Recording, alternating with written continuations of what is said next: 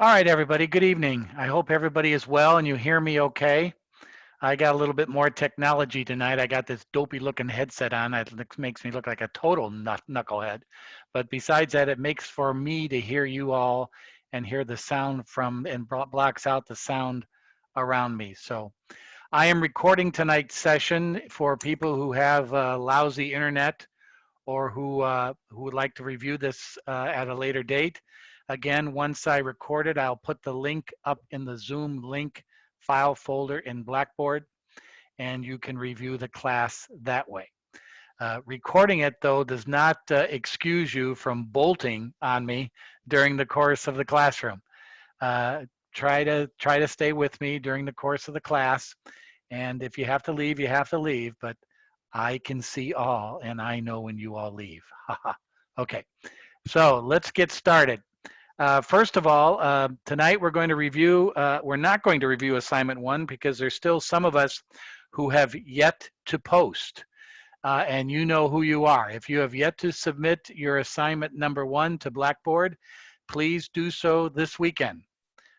For everybody else who has completed it, I have posted your grade to Blackboard. You can go to Blackboard to your grade center and see your grade, and you can see your cumulative your grade on the front page of Blackboard, and I'll show you that in a minute. You can look right at the look at right at the site, the front page of Blackboard, and you can see your grade on the first assignment.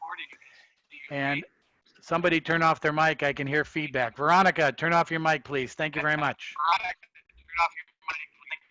Thank you, dear. So the grades are posted. If you have posted your assignment number 1, the grades are in Blackboard. I will post the solutions to all the group in the assignments file folder once they're all our students post their work. But if in your individual grade centers, I returned some of your work to you if what parts you did get wrong. And most everybody did excellent on questions 1, 2, and 3 of the assignment. It was question 4, the portfolio, where some of us had some difficulties, and that's where most of us lost points. And you can see those points that you lost when you click on your grade center and download your portfolio. Some of you did not submit spreadsheets. You gave me a PDF file. You gave me a Word doc file. I wanted to see a spreadsheet so I could see your calculations in the cell and that sort of thing. So you were marked off points if you did not submit a spreadsheet. This coming week, we have another assignment due, and disregard the class agenda where it says the assignment number 2 is due April 10th. Assignment number 2 will be due Sunday, April 12th. And that's noted on the assignment and in the assignment file folder. Assignment number 2 is not due Friday, it's due Sunday the 12th. You have the whole weekend. Even though Sunday is Easter, I apologize for that, but you can do this work maybe Saturday and post it so you don't have to do any school work on Easter Sunday. I can't ask you to do that. So also you will be doing some more portfolio work with this second assignment. I'm going to give you all another shot at putting together an update of your portfolio as of Friday, April 10th. And I'll explain that to you in a minute in our course this evening. This evening, we're going to talk about, again, continue our discussion on borrowing and budgeting. I have some spreadsheets to show you. I have some topics to talk to you about these subjects. We're going to look more into the wild and wonderful world of Fico and how that drives our lives. And we're going to talk about that this evening. Again, as we move through our class, we'll take a short break in about 45 minutes, or around the 7 o'clock hour, when you can step away and take a little break. And and then we'll pick it up again and go to about 8 o'clock this evening. And again, if you have a question, you can open up your microphone, and then you can also ask me questions on Blackboard. And let's see, we have a question from Cecilia. Does Excel embedded count as Excel spreadsheets? No, it does not, Cecilia, because I cannot see your formulas in the cell in an embedded spreadsheet. So I want to see you actually submit a file folder with your spreadsheet. Do not embed it into a Word or PDF document. I want to see the physical folder. Part of this is not me being a jerk. It's me having you complete the assignment as I want to see a physical file with that in it. Now, some of you use Apple numbers. If you use Apple numbers, you should convert numbers to Excel before you post it. Now, how do you convert it to Excel? Many of you have Office 365 on your computer. If you don't, Office 365 is offered to every Laverne student for free. You can just go into the you just go into the website of University of Laverne and you can download Office 365 to use it. All right.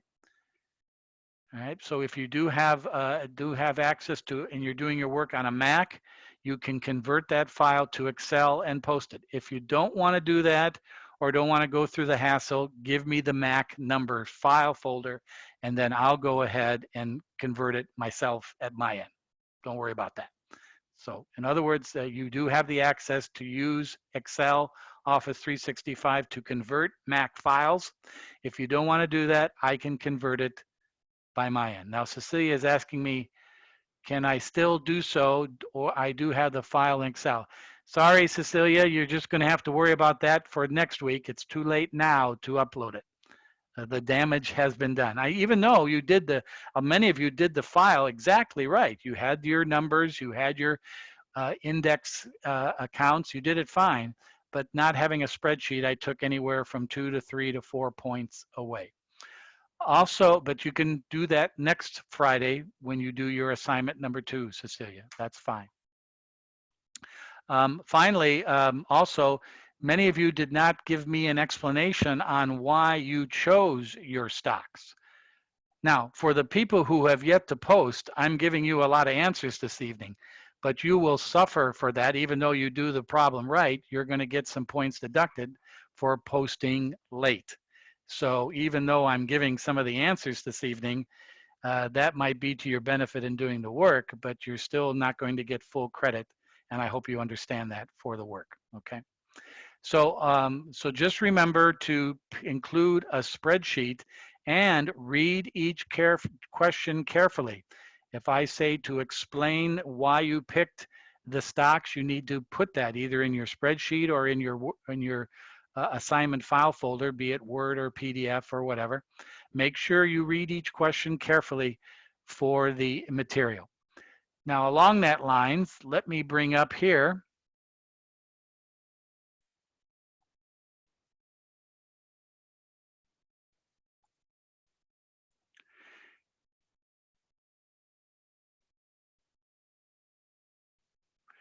here is my spreadsheet file for the correct answer for the portfolio for the quiz. Now, naturally, many of you picked different stocks, but this is what I was looking for in a spreadsheet format. The name of the company, you get the ticker symbol by which you can look up the stock, the exchange that it's traded on, the date that the portfolio began, March 31st, the price that you located for that stock, either in Yahoo Finance or Google. You remember, you can just go into Google and just type in stock price Apple Computer, and it'll give you the stock price for Apple Computer. Now, if you do it not on March 31st, you'll have to look up the stock price for March 31st.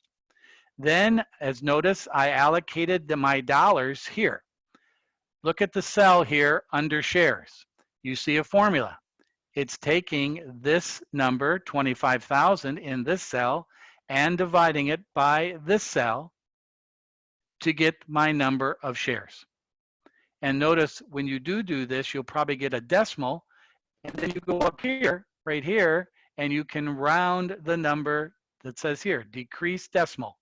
And you can round the number to the nearest whole number to show me the number of shares. So that's what I was looking for. If you embed this file in a document, I cannot see your formulas. All right. Notice here, I have it tabulated, sum all these numbers, 100,000. All right. I need to see, part of this exercise is for you all to get used to working with a spreadsheet. You're all business administration students.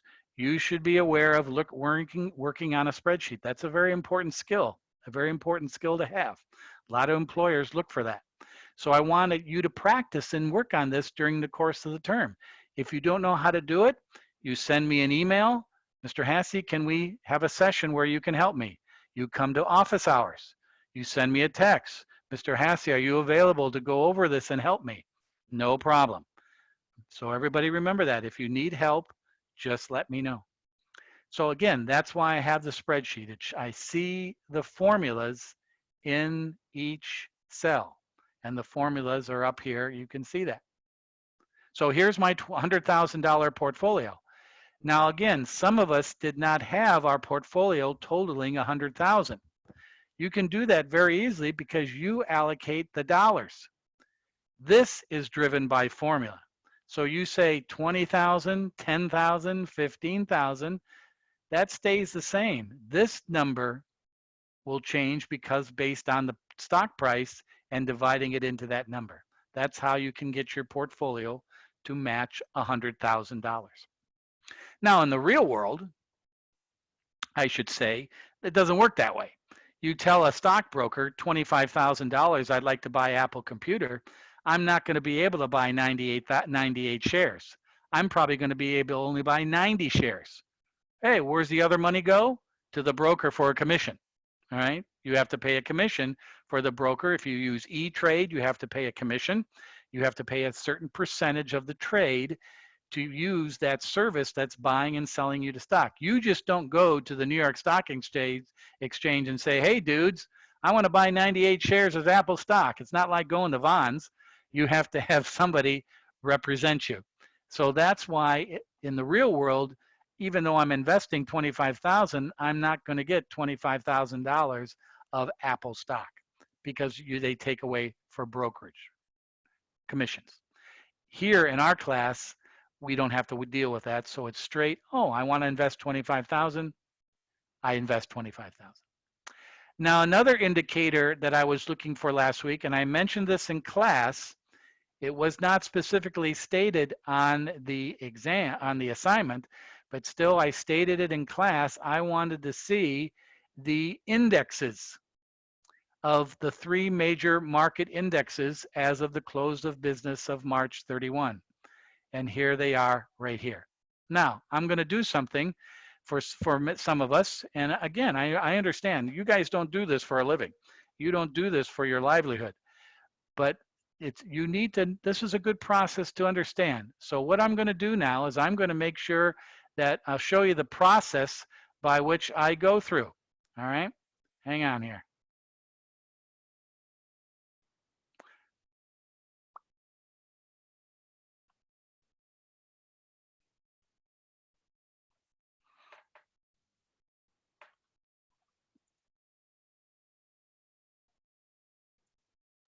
Okay, here's my Google site. All right, here's my Google site on my computer. Again, if any of you don't see this, you give me a shout out.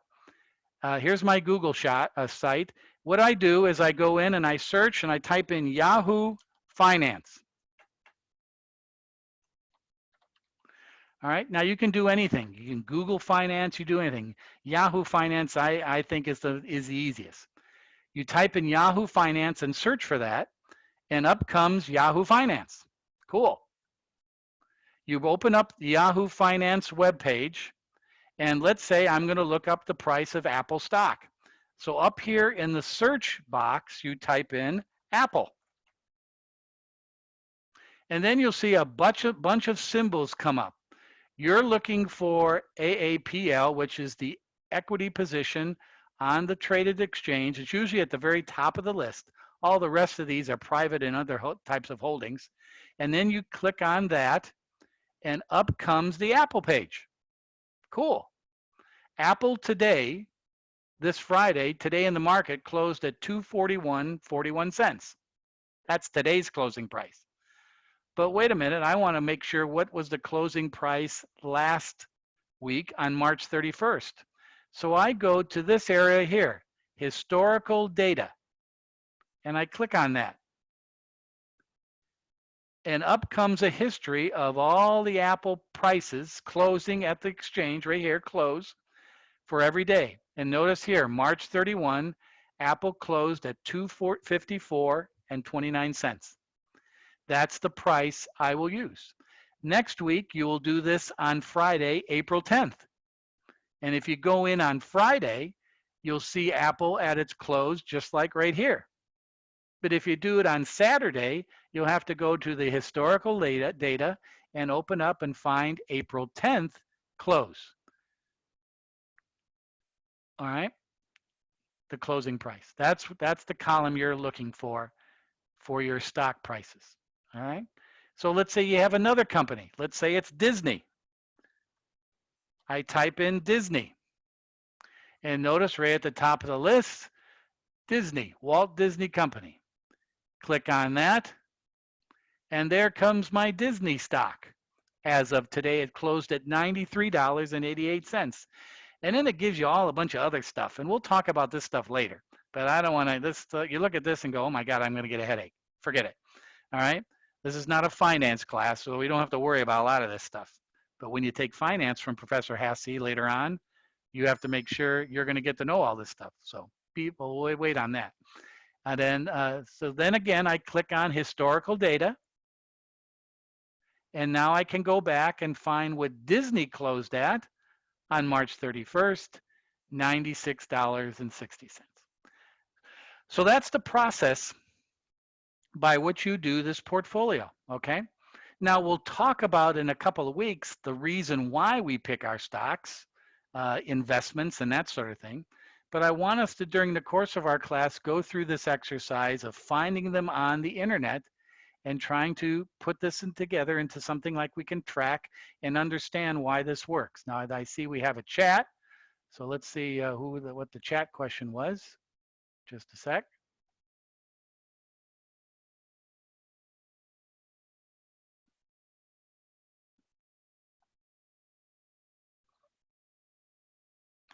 You keep the same spreadsheet, Veronica, and I'll show you that in just a minute. Good question. Veronica asked, do we create a new spreadsheet or continue with the one we submitted by adding new information? I'll show you that in just a minute. That's a good question, Veronica, and hang on and I'll explain that to you. Thank you. Good question. So that's how we find the data in like Yahoo Finance or Google Finance or whatever. And the good thing about this is, and I know it's for some of you that you kind of roll your eyes and go, oh, geez, I'm never going to do this stuff. But trust me, you will. Some days when you guys become multimillionaires or whenever you start acquiring assets and money, you're going to invest in the market, or you're going to have somebody that's investing for you, and you're going to want to keep track of it. And using these internet resources like Yahoo Finance, Google Finance, all this kind of stuff will be to your benefit, trust me, down the road, okay? So there's that. Now let's go back to my portfolio.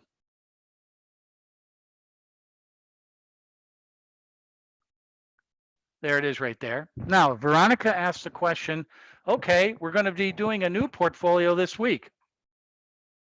What am I going to have? What am I going to do now? All right, remember you have this one right now. So all you have to do, watch what I do. I'm going to take my cell and I'm going to hit the shift key on my keyboard, and I'm going to use the arrow and I'm going to go down and paint this whole section. See that? So I use my shift key and I use my arrow and I paint that. And then all I do is go to my keyboard and hit Control C.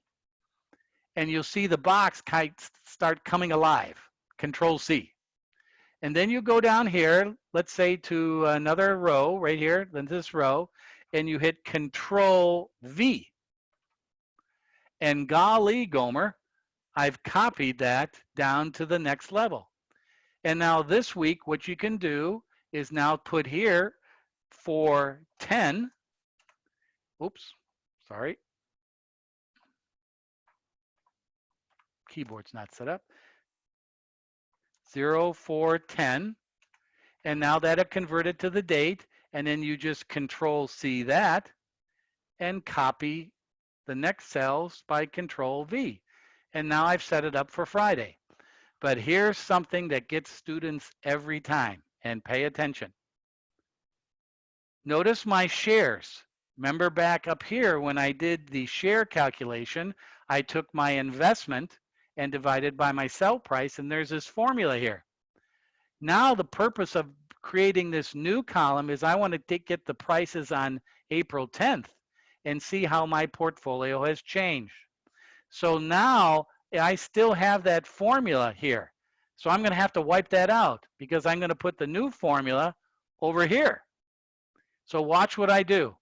I go back to my original portfolio, and with my mouse or with my arrow, I paint it.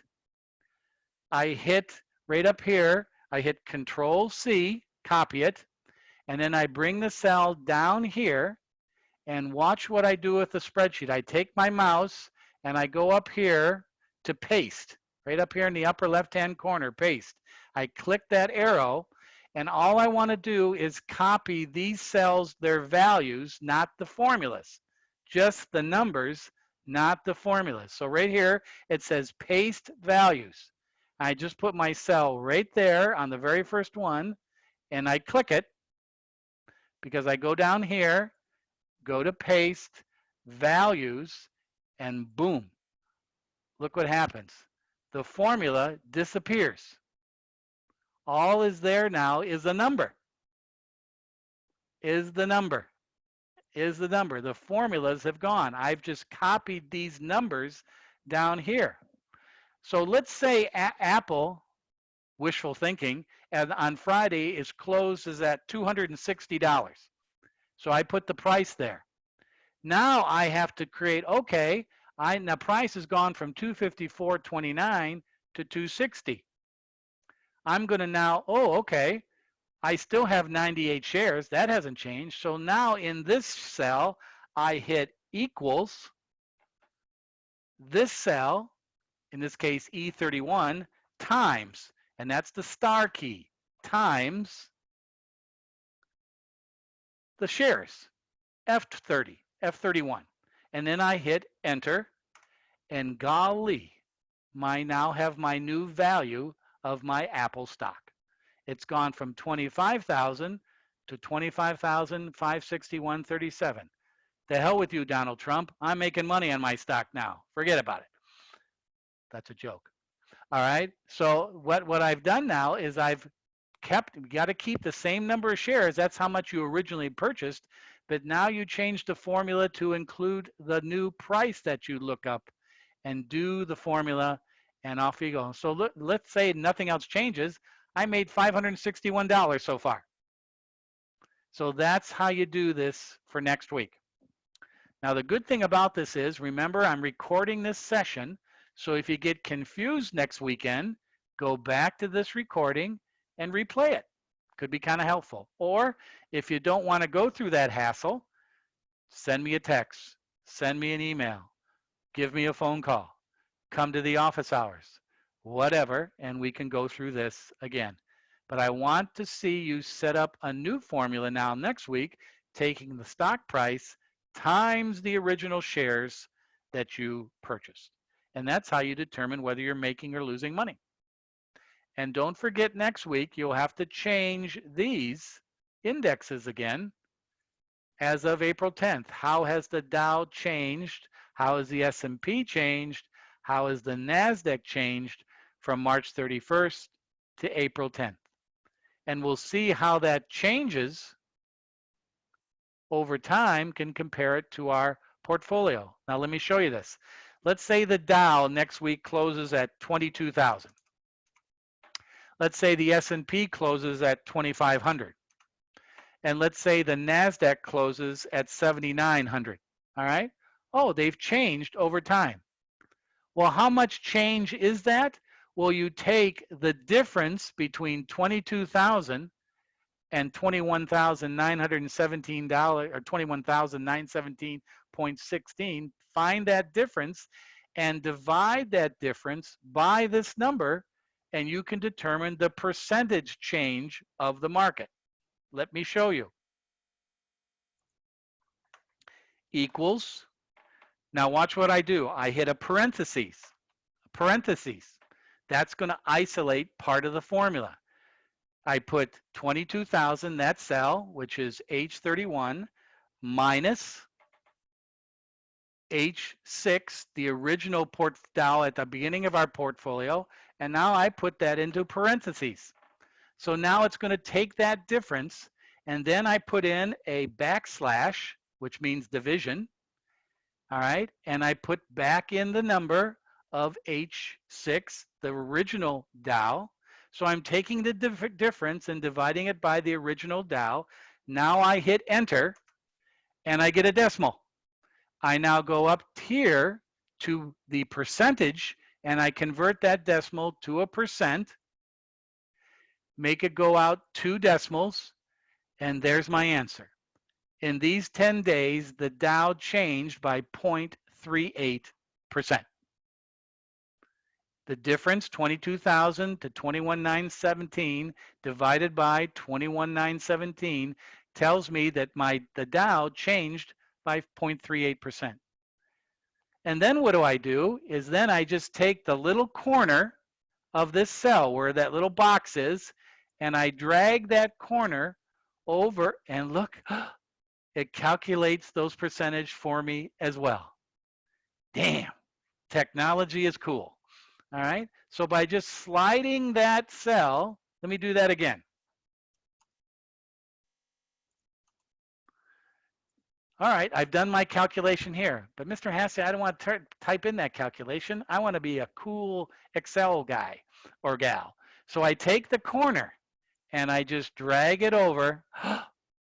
So the S&P went down 3.27% and the NASDAQ went up 2.6%. Then I compare that to my portfolio, how that has changed, and now I can say whether I'm beating the market or not. Okay? To show your percentage, again, you just take the difference here, which is $561.37, and divide it into 100,000. That will be your percentage. And let's do that. Equals, parentheses, G36, which is that number, minus G11, which is this number, parentheses, that's the key, it isolates that, backslash, the original number, I get a decimal, I go up here and convert it to a decimal, to a percentage, go 2 decimal space, and I made 0.56% in my portfolio from March 31st to April 10th. So I beat the Dow, I beat the S&P because they lost, and the NASDAQ kicked my butt.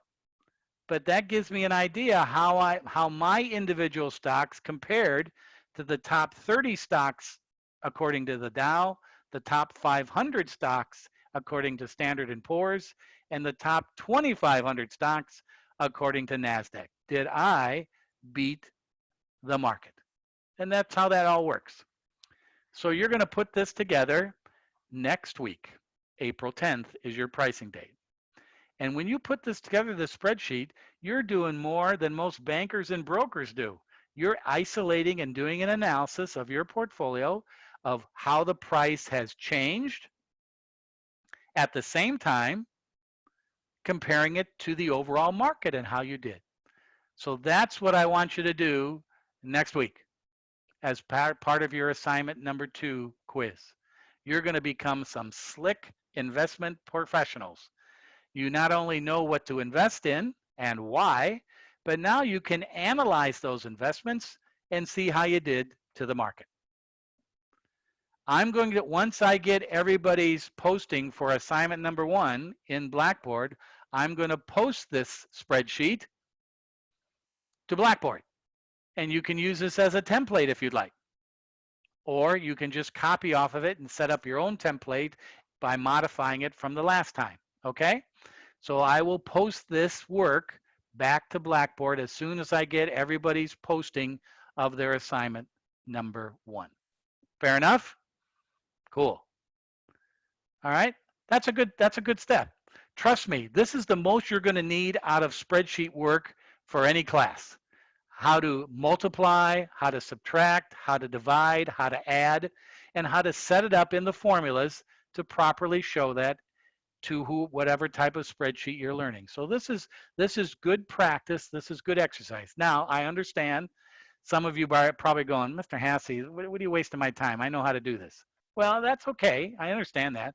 But some of our students do not know how to do this. And that's why we're doing this. It's a good skill to have down the road. Okay. So I'm going to save this and put this away for now. And now a couple of things in our Blackboard. This is our Blackboard stop. Oop, let me hang on.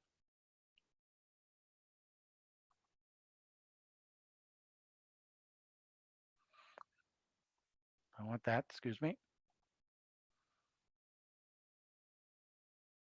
Oh, I got a chat question. Sandy says, I realized I used the wrong amount for the purchase price. I will update it, but it will be different from the Excel sheet turned in. No worries. That's okay, Sandy. Thank you for letting me know that. Okay, that's fine. All right, let's go back here. All right, there's our Blackboard site. Now, as I said earlier at the beginning of the class, you now have your grade in the report card section. Whoop, let me switch this over. Excuse me, everybody. Let me change this over to your view so you see it like I'm a student. Before you saw the professor version. Here's the student version with all the file folders on the left-hand side.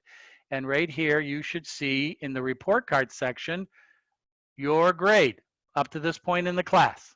All right, there should be a grade there. If you submitted assignment number 1, you all should see a grade there. You can go in and click on that grade and you go immediately into your grade center where you can download your file, look at the information I might have wrote to you, and that sort of thing. And that's our procedure throughout our term to go to that grade center, click on your grade, and you can go in and get the file and do whatever you like, okay? If you cannot do that or do not see that, you let me know. Give me a shout out. But that's information that's important to you so you can see how you're doing in the class. You're getting some feedback from me about the class, and it will help you learn a little bit better. Again, once I get all the students to post assignment 1, if you go into the assignment file, you'll see right here the solutions to the file, to the assignment, plus with my change in the portfolio. Now, while we're in the assignment file, you have a new assignment this week. It's called Debt and Budget. This is due next Sunday at noon, all right? It includes another update to your portfolio, okay? Again, this represents 20% of your grade, just like last week.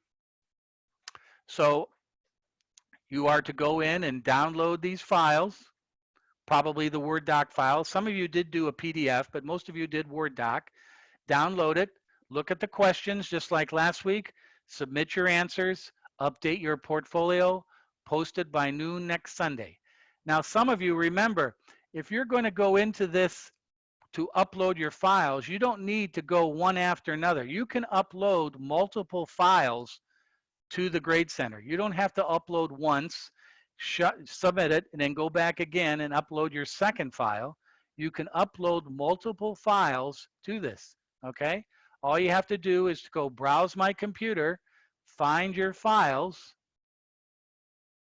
Like, for example, here, I'm going to submit both these files. I highlight them both. See, I just shifted and highlighted them. I hit open, and notice they both upload. You don't have to go back and forth. You can just upload as many files you want. The limit on files, you can upload as many as 6 files. God help me if you do that. But 6 files, all right? But you can upload as many at a time in one file upload. You don't have to go to multiple versions. Now, granted, some of us maybe realized we made mistakes or wanted to do something different, then you can go back in and upload some more files. I always take the most recent files you upload to do the assessment. Okay, so that's that mystery solved. You now have a new assignment posted. It's going to be talking about the material we talk about tonight in class, and it's going to be same type of work plus the portfolio. But you also have one other assignment this week. All right, one other thing that you have to do for a grade, and it's right here: student questions and discussions. Click on that, and now you see a discussion folder called student interviews. Part of being online with every class that I have, now some professors don't do this, but I like to do it. Twice during the course of the term, we will have individual interviews for about 15 minutes with me, the professor, so I can just talk to you about the course, answer any other questions or problems you may have, help you with anything, and get some feedback from you. So if Sandy has a problem, if Jacob has an issue, if Veronica wants to tell me that I'm a good-looking guy, if Christina wants to do something, you will pick an interview time and you're going to click on a Zoom link and you're going to meet with me individually. All right? So you're going to open up this file folder and pick one of these times. On Monday, April 6th, from 1 to 4 o'clock. If you can't do Monday, Tuesday, April 7th in the morning. If you can't do any of those times, don't worry about it. Just let me know and I will set another time for you later in the week. But these are the designated times. If anybody our Monday afternoon is our office hours for this class. So I want you to pick a time where you'll come on and we'll chat. Just talking about if everything's okay. All right, that's all. Monday or Tuesday. This is worth 5% of your grade. It's mandatory. It's class participation. Now, if we were in a classroom, I would pull you aside and say, hey, Veronica, what's going on? Everything okay? Got any problems, issues? All right. Hey, Edmund, what's happening? You got any issues? What's going on? But now I can't do that. So I need to make sure that you're okay and don't have any issues or problems or whatever. Maybe everything is fine. That's fine too. We can talk about other things. But I need to meet with you this week, and I'm going to meet with you again towards the end of our course as some feedback so you are happy. Remember, as we talked about last week, you're paying money for this class. I want to make sure you're getting what you're supposed to be getting. If Jacob isn't happy, Jacob, I want you to tell me on Monday at 2 o'clock, Mr. Hassey, I like your setup, but I got a problem. I don't understand this. What's up? This is stupid. I don't understand it. Be honest, be frank, because why? If any of you are in marketing or with a company, you're the customer. You're the customer. If you're not happy, if you're not pleased, I'm here to serve you. Ooh. I'm here to serve you. You are my boss. And if you're not, now, if you're getting a bad grade, remember, you have to put in the work and have to do the effort.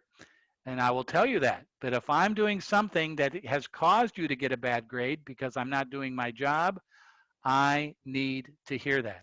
And that's what these sessions. Oh, now the chats are coming in. Let's check this out. Oh, where'd they go? Here we go.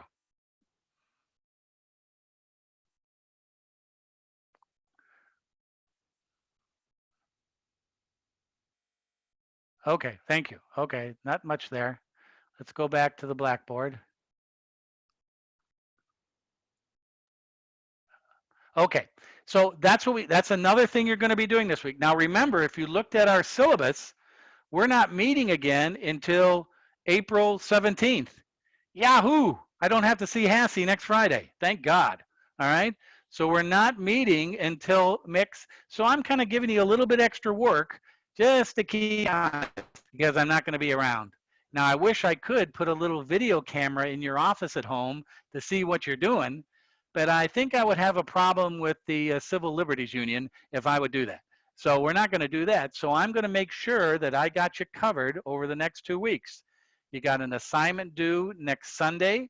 You're going to talk to me in our video chats this week, and then we'll set up the next section when we meet a week, 2 weeks from today. Wow, what a great class. I don't have to see them next week. So that's important. So you stay in touch with me and work it out. So here's what you do. You go to student interviews, you click on this file, and you, oh, look at you guys. You're too smart. All right. So let's take a look. Sandy already been there. Sandy, very nice. So Sandy already went in and she created a folder, and she put down that she wants to see me at 2 o'clock on Monday. And now that she's got that time, I'll say, fine, Cindy, look forward to seeing you there. Please put on makeup when you come and see me on Monday. That's a joke.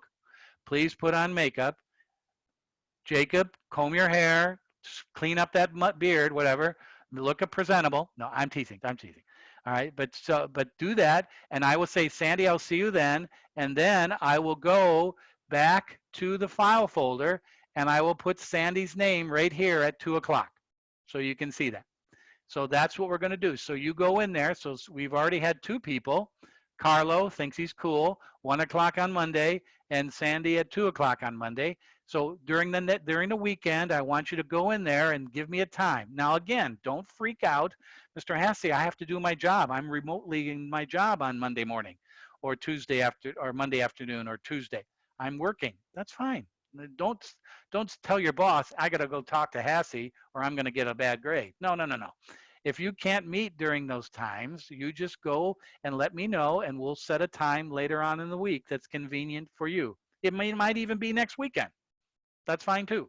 So, but I like those times because here, if you look at the Zoom links right here, I already have Monday's link right there. So Monday, Sandy and Carlo will just click on this link at that appropriate time, and Professor Hassey and his goofy looking face will be waiting for them. So whatever time you pick on Monday, you click on that link and we're talking. I will set up another link for the Tuesday session this weekend. So you'll see another link here for the Tuesday session if you pick that morning to talk to me. All right, if you pick another time, I'll send you that session link. So that's how we do that. So that's part of the work for this week is I want you to come on. Also, it's kind of good to learn the technology. Learn to be able to have meetings with people. You know, one of the cool things about this, after this class, you guys are all going to be pretty proficient in remote learning. And you should tell your companies that.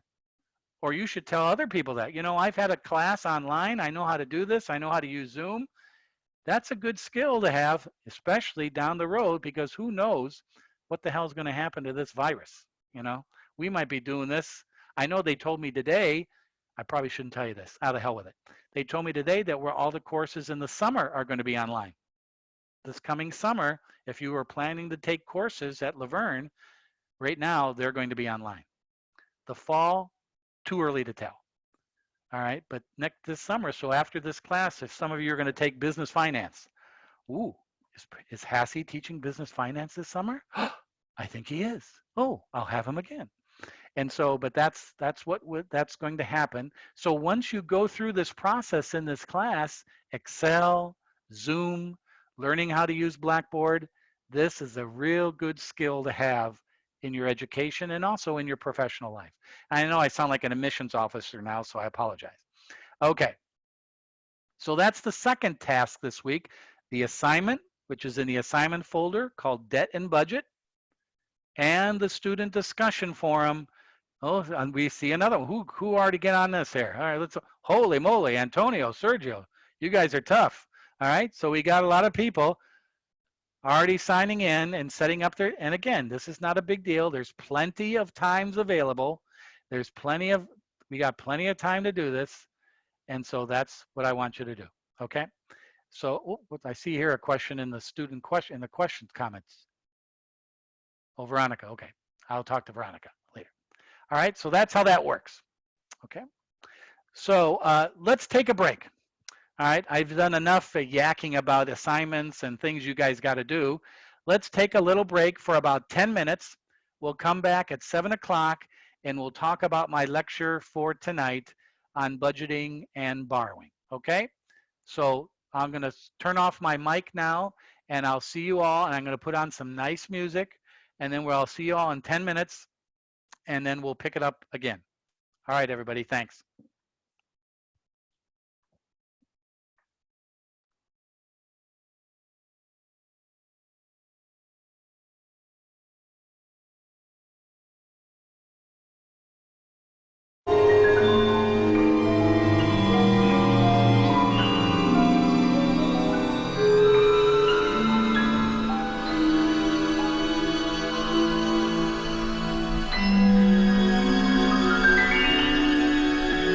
Christina, do you hear that music? Nod your head. All right, good. Thank you, Christina. Because I see you. You're at the top of my list, so that's why I asked.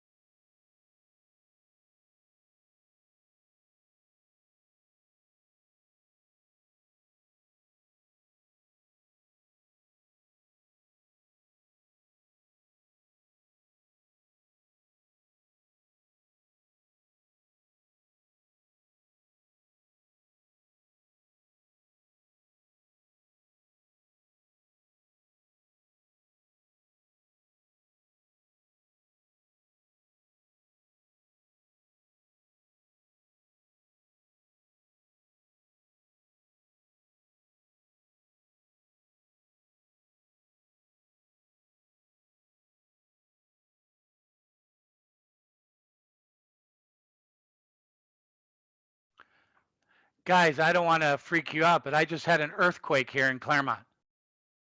You guys feel that? Just 2 seconds ago, we had a little tumbler here in Claremont. All right, something exciting.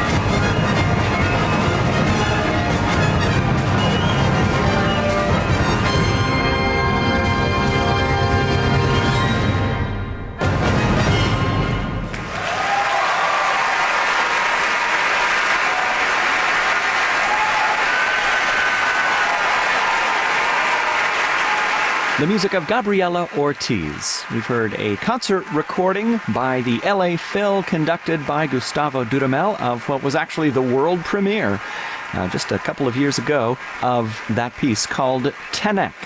Music by Gabriela Ortiz. You're listening to At Home with Gustavo. I'm Brian Lawrenson from my home. Gustavo Dudamel is with us from his home. He and I are connected through some technological miracles, and together bringing you this radio program. And Gustavo, you've brought the energy. Yes, absolutely. After this beautiful, I was dancing, listening to the music, this middle part, this little cumbia that she writes there is so amazing. And you can't sit still. Yeah, and then the end of the piece is such an energetic ending. Wow, amazing. And you cannot imagine how many notes they have to play at that end, I am very proud of my dears at the Los Angeles Philharmonic Orchestra. They are great. You must miss them right now, huh? Yes. I miss them a lot.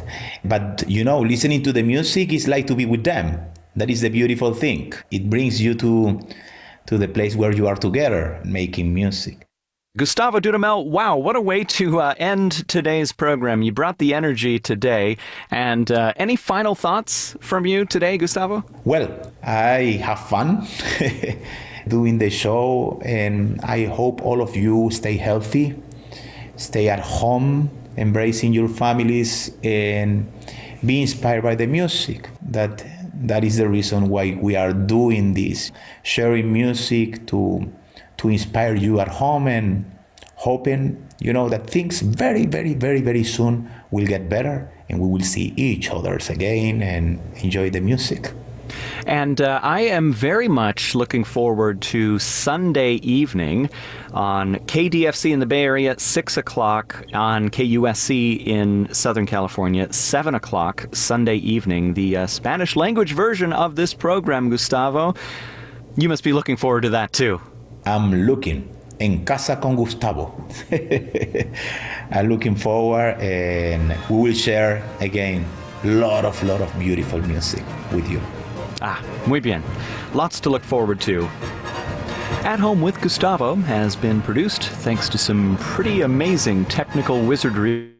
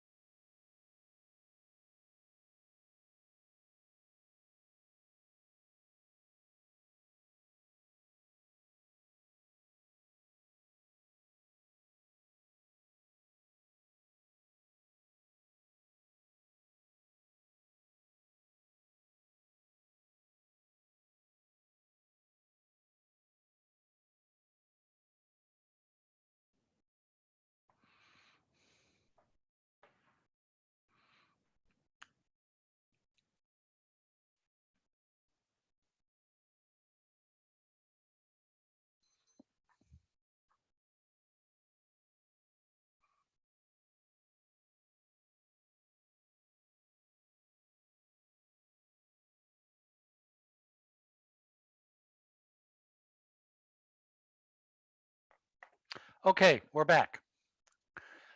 All right.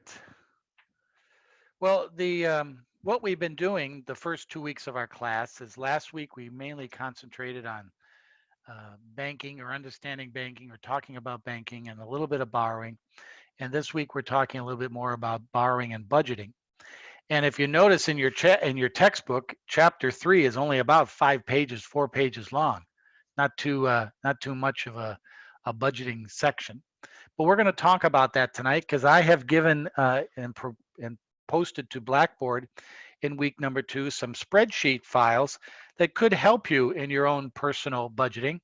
A lot of you, or all of you, last week did a very nice job in indicating to me what percent in your little area would be a budget of certain items: food, education, car, whatever.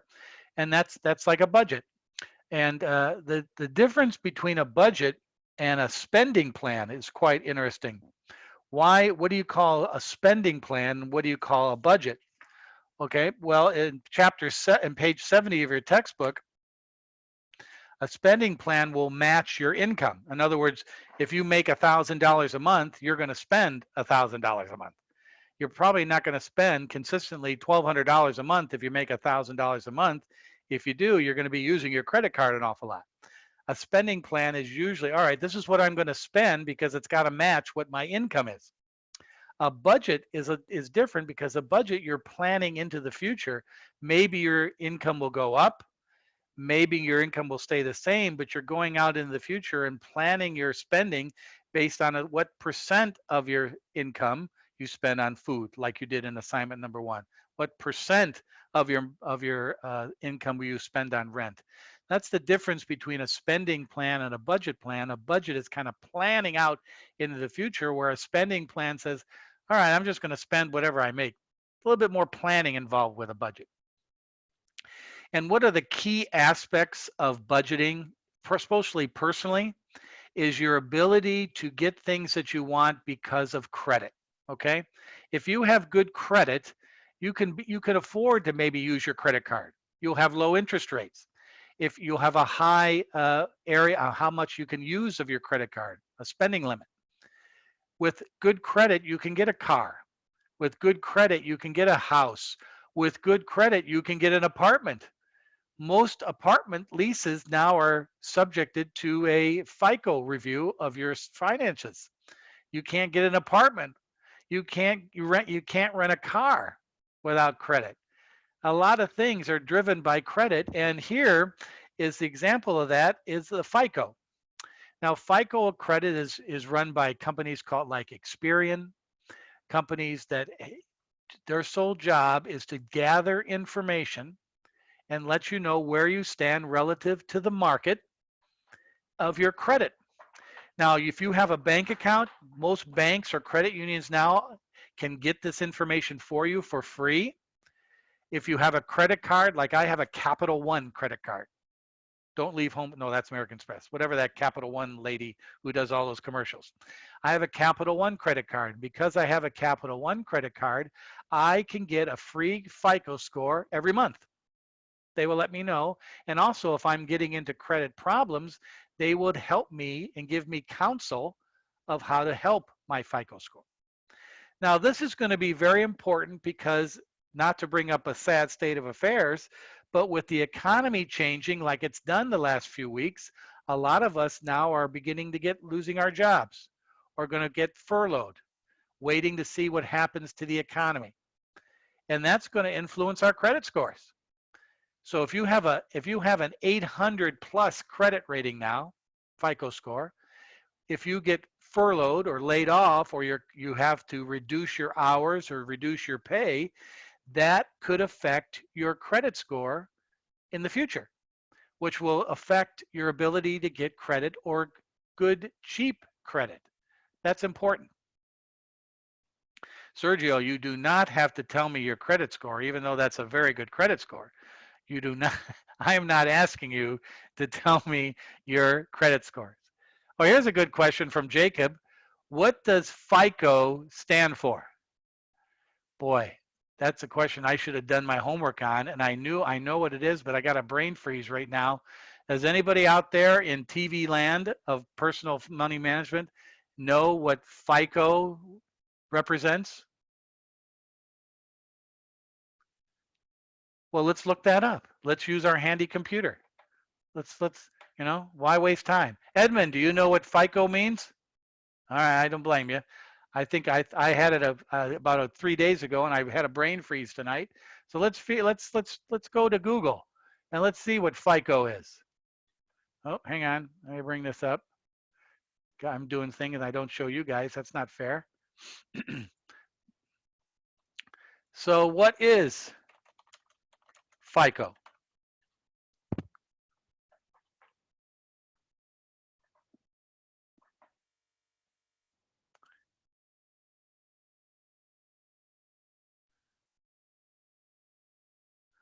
All right, let me move this over here a little bit. FICO originally was from Fair, Isaac, and Company. Jacob, you ask, this is what FICO represents. It's originally from the company that created it. Fair, Isaac, and Company. FICO. That's what, I bet, how many of you guys knew that one? All right, isn't that something? That's what FICO represents. It doesn't mean like free interest collect only. It doesn't mean for insurance, whatever. It doesn't mean any of that. It's the name of the company that originally created FICO. All right, they're a company on the New York Stock Exchange. Now their symbol is FICO. And look at that. They're trading at $263.85. They're headquartered in San Jose in California, and they were founded in 1956. Fair Isaac Company. There's one for the boys. Here's a trivia question, guys. For any who can say this? What's FICO mean? You're one of the few who now know what it means. Pretty good. Fair Isaac Company. Okay. Thanks, Jacob. That was a good question. I like that. All right, let's get out of this again. Let's go back to our FICO. All right, so the FICO score is our only way. And now another good thing about another bad thing about FICO is many times many of us have no clue how do they come up with this stuff. All right, and sometimes makes sense to check your FICO score because sometimes there's information there that's not right. I mean, for many years, I wasn't paying attention because I was a knucklehead. I didn't pay attention to my FICO score, and I always was wondering why is it lower than I think? I don't have any bills. I pay all my bills. I make good income. Why is my FICO score not very good? And I went into my FICO numbers calculation one day, and I found there were two credit cards there that weren't even mine. They weren't even mine. And that was part of my FICO score. So I immediately told the FICO people, hey, what's up with that? And at the same time, they adjusted it. And now my FICO score was adjusted because they took off that credit that was not even mine. So that's why it's a good idea. If you're thinking about someday getting an apartment, getting a house, buying a car, establishing good credit. If you go in the finance industry or if you work in the insurance industry, many times they check your FICO score as part of the job application. So you have to be aware of that. So the FICO score represents your ability in the market to take on credit. The FICO score is determined by how much credit you have, your history of payments, your income, a bunch of other things. So that's what that represents. And notice the majority of the FICO scores are in the 600 to 700 to 800 bracket. And that's basically from 650 on. If you have a FICO score of 650, you have good credit. Below 650, you're bordering on maybe bad credit. What does that mean? If you go to borrow something, you'll have to pay higher interest. If you go try to maybe finance a new car, they'll say, oh, we'll give you a loan, but you're going to have to pay a higher interest rate. So managing FICO score is a key part of personal management. You should always understand what's your FICO score. Fair Isaac Company. I bet you ask somebody in the credit at your bank or credit union, and you say, what's FICO represent? I bet you they don't know it. So you got something up on them.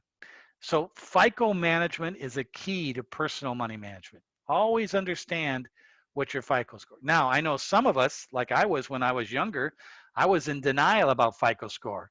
Oh, I want to know my FICO score? Forget it. What is it? I don't want to see it. You're in denial about it because you know it's not that good. But that's okay. A lot of us, when we're starting out with credit management or we have a tough time, get laid off, there's nothing wrong with that. You should be, as a manager of your finances, if you have bad credit, you should do a budget or you should do planning to reestablish and build that up. That's the bottom line. All right. Sometimes we're in situations where we get married and our partner has bad credit. All right. That's a distinct possibility. You have to be able to work that out with your partner. Work that out. Manage it. Keep things maybe separate for a while. So there's a lot of things to consider because the bottom line is with good FICO scores, it saves you money. It saves you hassles, and it's a benefit to yourself. At the same time, let me show this.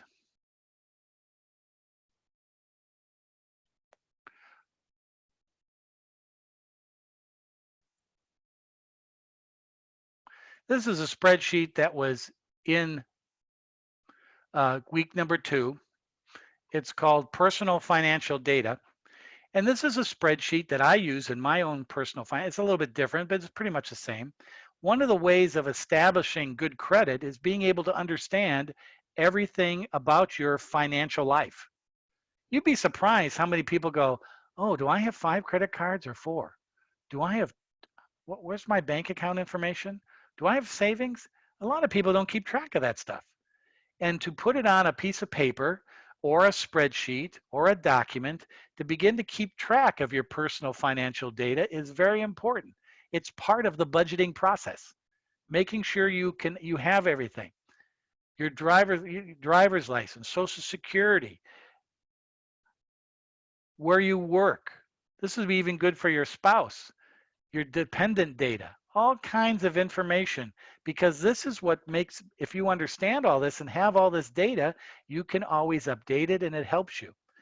The second tab in this spreadsheet is where you can set personal financial goals. This is part of the budgeting process. I'm going to save, in this case, $550 a month, or I'm going to pay off my credit card by spending $850 a month. I'm going to set money aside for savings, for long-term investments. Setting financial goals is a good way of doing the budgeting process. So these tabs or this spreadsheet are ways to plan and make sure you have a handle on all your personal finances. You'd be surprised. I know people who make $200,000, $300,000 a year, and I go, where is all your money? I have no idea. Really? Well, I pay somebody to do that. Yeah, but how do you know they're doing a good job? If you don't know where it is or what's going on, how do you know they're doing a good job? Maybe they're ripping you off. Oh, get a handle on your finances. Get a handle on where things are. Keep records. Keep track of that. Here are some examples of those spreadsheets here. Here's another example in our spreadsheets.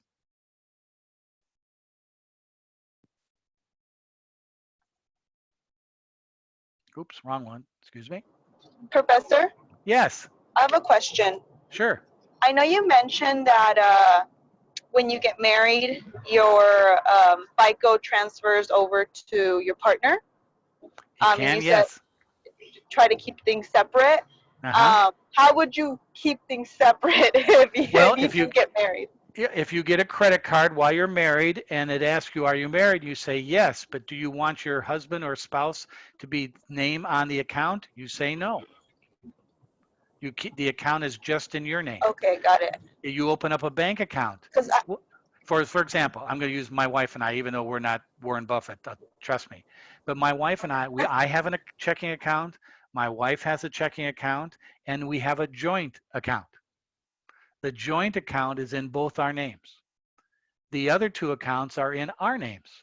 So in our credit scores, those accounts are monitored differently because they're in each other different names. But for the joint account is accounted for in our FICO score together. So in other words, if you, and this is where a relationship is important, because I've heard a lot of horror stories where people get married and next thing they know, they find their spouse is in debt up to 100 grand or whatever. That's one of the things you have to work out and understand when you get married or start being within a relationship.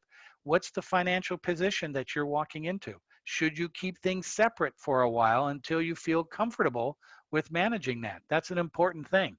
And you can do that by just keeping it in your name when you open up account, or when you get married, don't change your name on the account to your married name.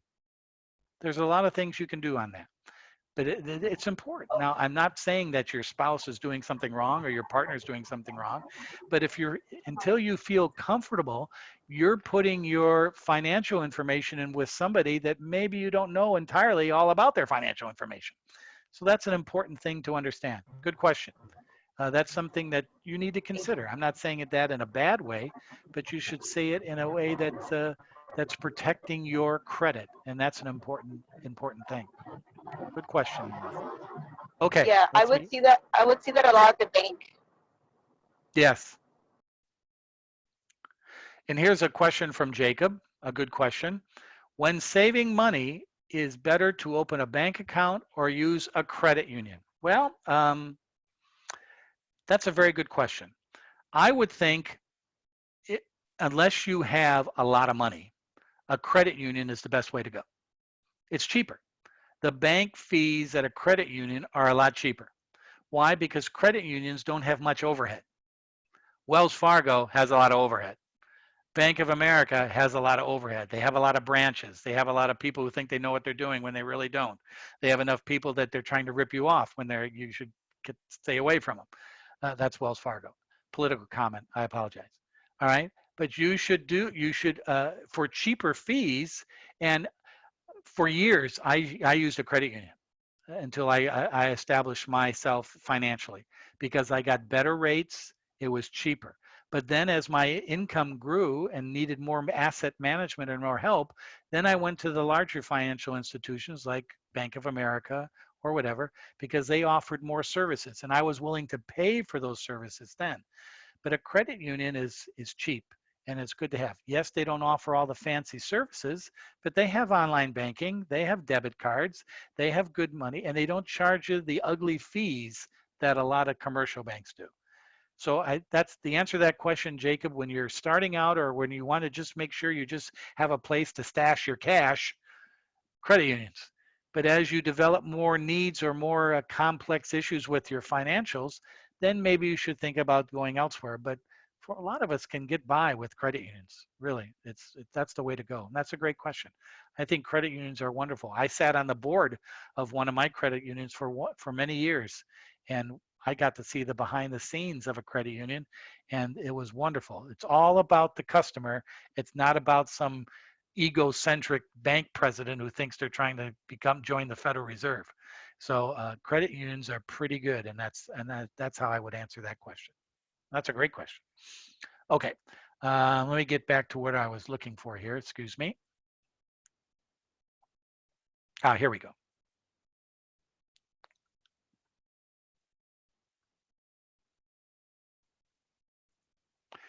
Here's another file that was, it's in week 2. And again, I used to use this file for many years, but then when I got a little bit more sophisticated, I bought QuickBooks and Quicken, and I use Quicken now to manage a lot of my personal money and personal record keeping. But this is called a spending diary, all right? It's just a nice way to keep track of your spending. It's a spreadsheet that's already set up. You can put the month in, how much you have available to spend. That could be your budget, how much you're saving out of your income, and then you list your expenses during the week or by the day, and you keep track of them. You do this for a couple of months, you can really be able to get a good feeling about your spending. I did this for many years and I go, I'm spending that much money on Starbucks? Good Lord Almighty, I got to watch that. Or I'm spending that much money with the homeboys playing golf and going out and have a couple of beers? Holy cow. By keeping track of these things, you can now project out and manage your money better because you know where it's going. you ever get to an end of a pay period or an end of a month and you go, where in the hell did I spend my money on? What's going on here? Where did it all go? Keeping track of this in a very simple template. I used to carry around a notebook. I know that seems kind of geeky, just a little small little spiral notebook. And when I spent money, I wrote it in my notebook. And then at the end of the week, I transferred it to a spreadsheet like this. And I know, yes, it sounds kind of geeky, but if you can manage your money and know where it's going, you're going to save money. And that's a key important facet of budgeting and spending and personal money management. Go to anybody and say, hey, do you know what you spend a month on this? I have no idea. Do you know what you spend a month on this?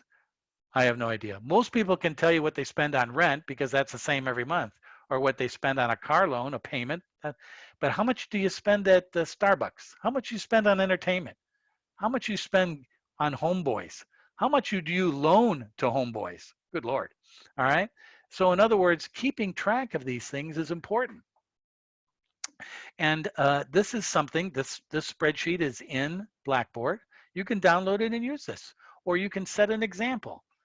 The first 3 chapters talk about ways of managing money, putting it into a bank, budgeting, spending. And if you manage your money, you won't have to borrow. If you manage your money, you'll have a high Fico score. You'll have good credit. So being able to manage this is very important. And I know it's a little bit of extra work, but you guys are business students. You're probably going to do this for companies eventually anyways. If not actually do the calculations, you're going to actually be, all right, I've worked for the marketing department. I work for the HR department. What's our budget? What's our spending? You're still going to do the same thing with those companies. So keeping a diary, keeping a track, a spreadsheet, notebook, this is all part of personal money management and budgeting and planning, knowing where your money is. I'm teaching a class this semester at the Laverne campus. Well, it's online now, with 25 college seniors, a bunch of 22 years old. And the name of the class is just like yours. It's called personal finance instead of personal money management. It's personal finance. And from week 1, the first week of February, they've been filling out this diary of their spending every day, every month. And now that we're into April, that's February, March, 2 months, they've now been keeping track of their spending. And a lot of them are coming up to me and say, Professor Hasse, I did not know I would be spending this much on gasoline, or spending this much on my insurance, or spending this much on homeboys and having beers. It's been a very good tool for these young individuals because they've never done this before, and they can get an idea of what they're spending. So that's an important thing, because what are the results of not keeping track of this stuff? It's the last page, on the page 67 of our textbook. It talks about the downsize, or the Darth Vader of borrowing. What is the Darth Vader of borrowing? When you can't pay the money back. It's called bankruptcy. I've had a lot of friends in my life declare bankruptcy, and it's not a pretty picture. Hang on, I got a chat here. Let's see what the chat is. Oh, it went away. Our president of the United States, Donald Trump, has been bankrupt 4 times. Do you believe that? 4 times. It happens. Bankruptcy. And the last part of the borrowing chapter in our textbook talks about chapter 7 and chapter 13, bankruptcy. What do you mean chapter 7 and 13? It's called the bankruptcy code, the bankruptcy law, and they're by chapters. Chapter 7 and 13 are bankruptcy for individuals. Chapter 8 and 11 are bankruptcy for companies. For personal finance, you don't want to declare bankruptcy. Why? Your money's going to be more expensive for the rest of your life. It's going to take you at least 10 years to clean up your Fico score if you go bankrupt, unless you change your name. All right? You don't want to go bankrupt. Chapter 7 and 13. There's a question on your assignment this week. to give me an explanation of what chapter 7 and 13 represents. If you don't have a textbook, you can look it up on the internet. What is chapter 7? What is chapter 13? That's the Darth Vader. That's the ending point. If you can't manage your money and you keep borrowing money and you can't pay it back, two things happen. Your FICO score goes down and down, and if you can't pay it back, you go into bankruptcy. What's bankruptcy? Bankruptcy is a timeout. If any of you have kids, raise their hand if you have a kid. All right, you have children. One of the ways of punishing children is say, okay, you're on a timeout. Go in the corner. You're on a timeout. You can't go play. You did something wrong, you're on a timeout. Bankruptcy is exactly the same. It's a timeout in managing your financial affairs. It gives you time to clean it up. The problem is once you get to that point of bankruptcy where you have to have somebody call a timeout on you, like a bankruptcy court, your credit is affected for a long time. The thing is, don't get to that point where you have to declare bankruptcy. Now, again, bankruptcy sometimes is the only recourse. We're out of work. I got bills. What else am I going to do? That's okay. Bankruptcy gives you help. But at the same time, you can avoid it by managing your money. If you all of a sudden start seeing your FICO score drop dramatically, something is going on in your credit history that's causing that. You should find out what that is if you don't know about it. What's happening with that? So bankruptcy is the Darth Vader. That's the downside of borrowing and money management. You don't want to get to that point. But look up those chapters of personal financial bankruptcy and make sure you know those because there's a question in the assignment this coming week. Okay, so we've talked about money management. We've talked about spending. You've done a little budget. We've talked about getting organized. I think the key thing is a lot of us live very busy and crazy lives. We're keeping track or trying to work for the man and making sure our job is safe and secure. We're managing our own personal lives, our family, our children, our parents, our brothers and sisters, our grandparents. We're managing a lot of things. Sometimes keeping track of money is way down the priority list. All right. It should be your job, especially now as business students, to bring that up a little bit in your priority list, knowing how important it is, knowing how important it is to manage your money.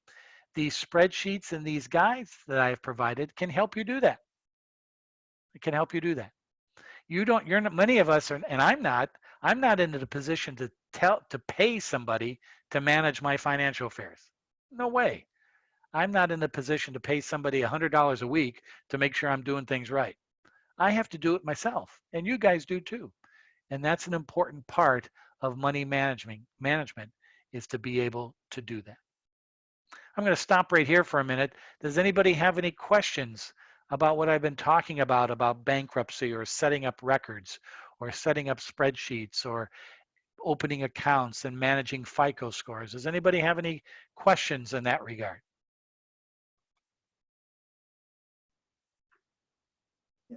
Okay. Professor? Yes. Professor, is there a limit to how long it takes you to pay back the money? Like, is there a set limit that the federal government gives you, or? Depends on the debt, Jacob. It depends on, for example, let's say I have back taxes. Ooh, back taxes. Usually, if you're honest and straightforward, don't ever lie to a lending agency. Don't lie to the government. Trust me. If you made a mistake or you overspent or you didn't pay your taxes, just say, you know what? I screwed up. You know what? I did wrong. Because here's why. They'll work with you if you tell the truth. If you try to lie and hide things, they'll nail you to the wall. And if any of you ever have any friends who've ever dealt with the IRS, they're brutal. They'll attack your wages. They'll take your assets. They'll take your car. They'll take your clothes. You don't want to mess with them. You want to be truthful. Hey, all right, I screwed up. I didn't pay taxes for 2 years. All right. They usually give you about 7 years to clean that up. Oh. About 7 years. Now, let's say I owe a car loan or a mortgage or a big credit card balance, okay? And you go to those lending agencies, the car creditor, the credit card company, the mortgage lender, and say, hey, dudes, you know, I got myself in a financial pickle. And be honest with them, show them your pay stub, show them what you make. This is what I have, and this is what I need to live on. This is what I have left over. I can give you this every month.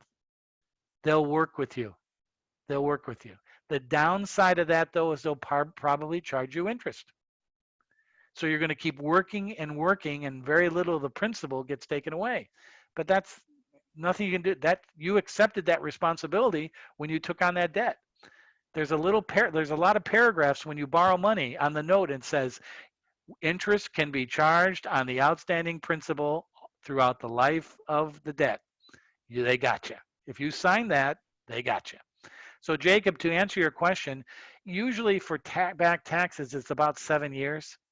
But for other things, it's your personal working relationship with the creditor and how you work that out. And trust me, you might have to swallow crow.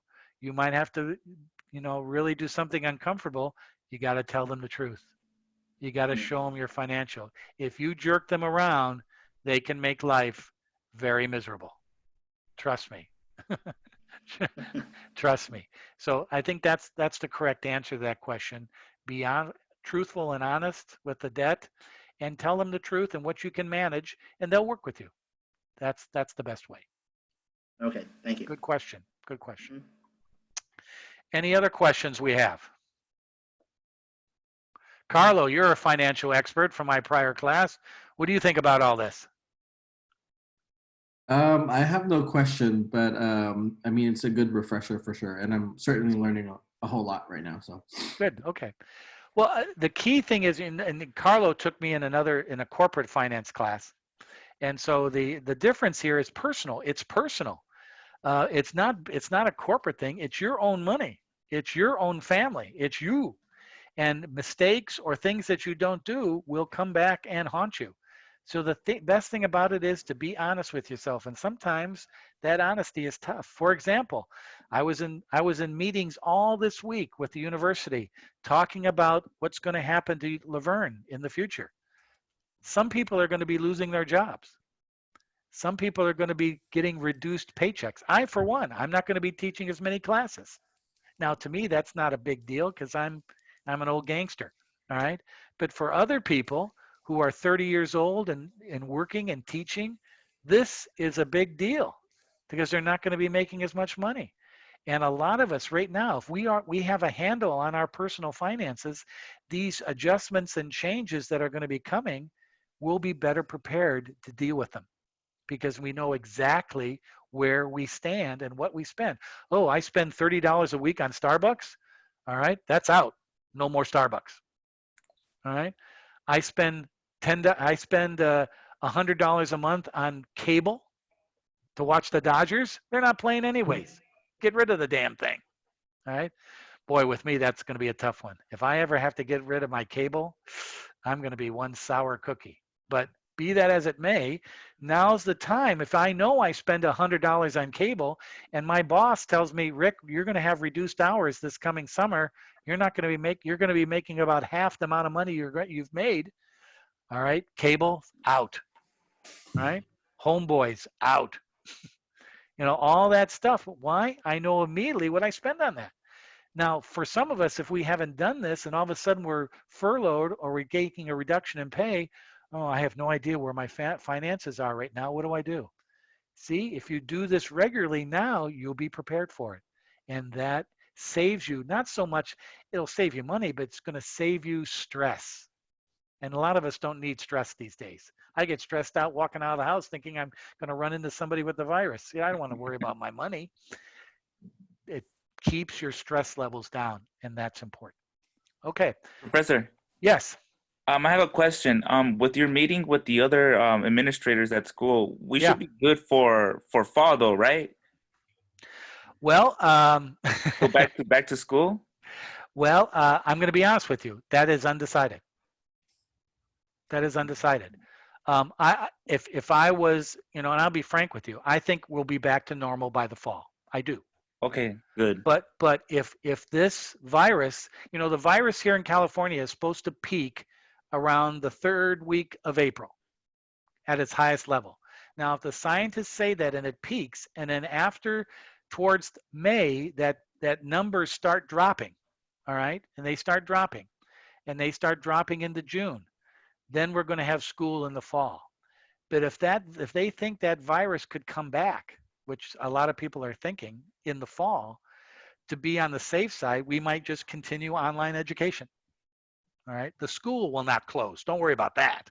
All right, the school's not going to close, but because we make a commitment, we want to teach you. But the method of the teaching is dependent on what's happening. We don't want you to come to class and sit in with a bunch of other students who you do not know, and they start coughing and sneezing and slurping. Do we want to put you in a situation like that? No way, right? Now, yes, online is a hassle. Online is different, but you're still learning. And if you have a professor who knows what the hell they're doing, that makes a big difference. So that's my answer to that. I think we'll be back in the fall. But did you know what was going to happen 3 weeks ago today? I mean, it changes so rapidly. We have no idea what's going on. So you got to give yourself some options and be prepared for that. That's why I'm telling you, a lot of you should really concentrate on this online format just to get to know it, feel comfortable, even though it's a pain in the neck for some of us. Get used to it, because you can still keep learning and participate. Now, granted, I know a lot of you want to get back to the classroom, but do you want to go back to a classroom that's not safe? I don't think your parents or your loved ones would like that. So that's the options we have. So the plan for Laverne right now is just wait and see. We're waiting to see where we think you can be safe, and then you can come back to school, to the classes.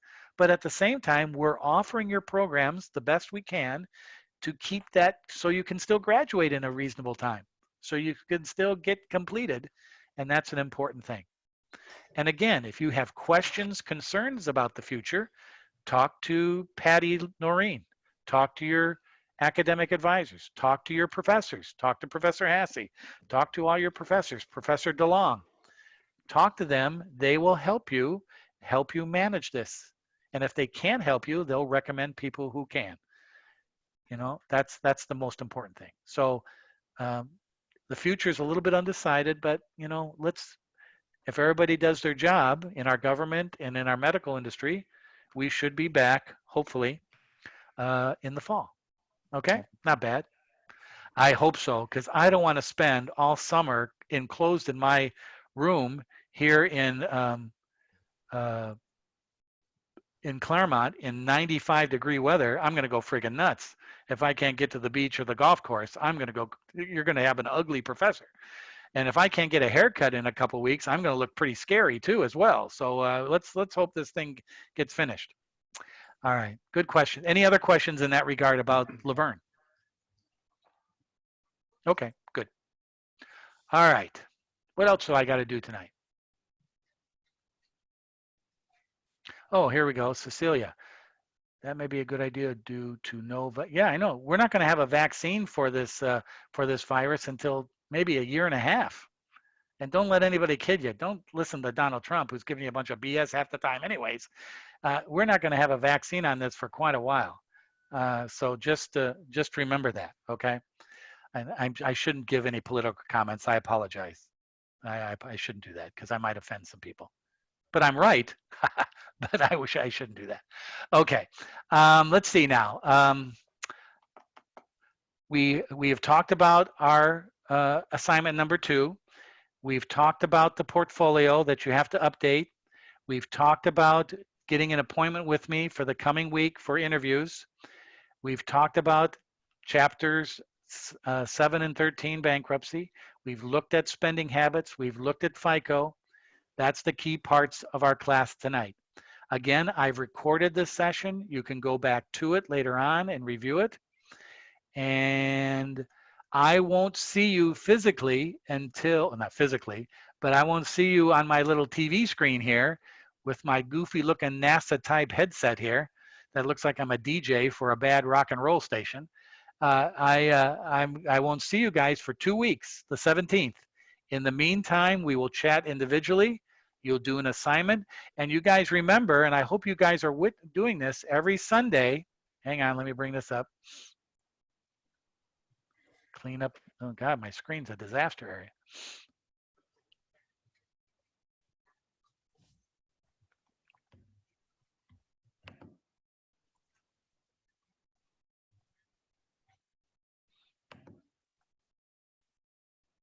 Oops, hang on.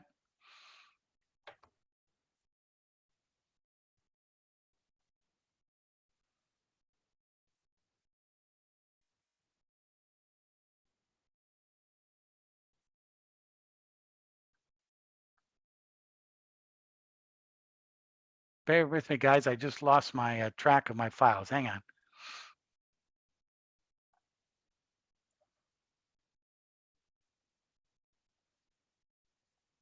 There we go. Sorry. Okay.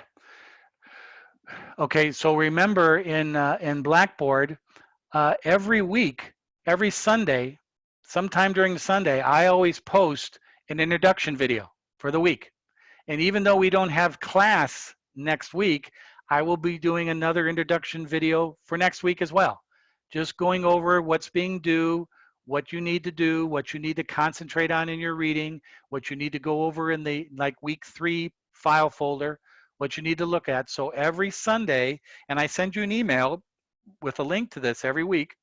And even though we don't have class next week, you'll still get to see my smiley face and the introduction video for the class. So that's every Sunday that's posted so you can keep engaged in our class. All right, that's important. So remember that. If, let's see, let's look at this motley crew tonight. Looks like everybody looks very healthy, very attractive. Your professor is the goofiest looking person in the group, so I guess that's a good thing. So if anybody does not have any other questions or concerns, I'll see you guys either Monday or Tuesday or sometime next week, and look forward to talking to you then. Any last questions or concerns? All right, I'll let you go. You guys be safe. Christina, wasn't this fun? You missed, yeah, all right, I'm good, all right. All right, you guys be safe this next week, and I'll see you on Zoom in the coming days. Be careful, and good luck with assignment 2. If you haven't posted one yet, do that this weekend, and hope your stock portfolio makes some money this week. I'll see you guys next time, okay? Thank you. Adios. All right. Bye. Good night. Bye-bye, everybody. Bye. Careful.